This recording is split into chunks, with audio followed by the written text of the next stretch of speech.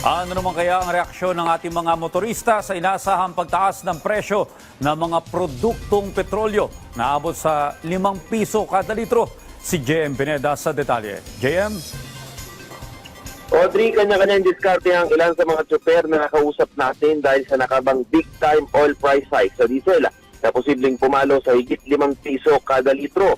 Isa nga ang tsuper na si Gilbert na halos araw-araw kailangan mag-boundary sa jeep na kanyang binabiyahe. Malaki daw ang epekto nito dahil kakasimula pa lang ng pasukan ng mga estudyante at dito pa lang sila bumabawi. Kaya tipid-tipid muna siya dahil tiyak na sa diesel lang mapupunta ang kanyang kita. Tipid talaga tayo ng gas nito eh. Paano gagawin mo diskarte niya? Wala, puro na lang bilang sa akin eh. Eh kung mag-swing ka, wala. Talo ka sa diesel talaga.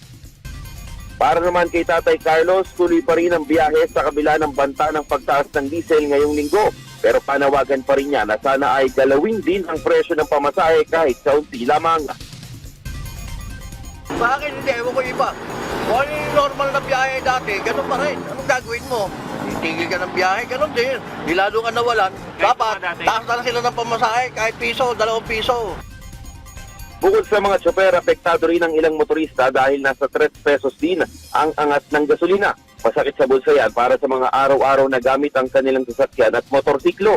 Pero sa gitna niyan, isang hakbangin ang pagbibigay ng fuel subsidy sa mga tsoper para mabawasan din at ang matinding epekto ng oil price hike sa mga PUV drivers. May listahan na umano na ibinigay ang Department of Energy sa Department of Transportation. Nakahanda na rin daw ang budget para dito, napapalo sa 2.5 billion pesos. Sa ngayon, wala pa umano sa usapin ang pagtaas ng pasahe dahil tututukan umano ng DOTI ang subsidiyang inibigay para sa mga PUV drivers. Mas mabuti rin daw na wag munang bigyan ng pasakit ang mga commuters. Audrey, nanawagan din si DOTI Secretary Vince Dizon na wag na rin daanin sa protesta ng mga transportation group dahil kinihahanda na nila ang mga tulong para sa kanila. Isa ang sigalot at resbaka ng Iran at Israel sa naging dahilan kung bakit umaangat ang presyo ng produktong petrolyo sa bansa. At yan muna ang latest. Ako si JM Pineda para sa Pambansang TV sa Bagong Pilipinas. Maraming salamat, JM Pineda.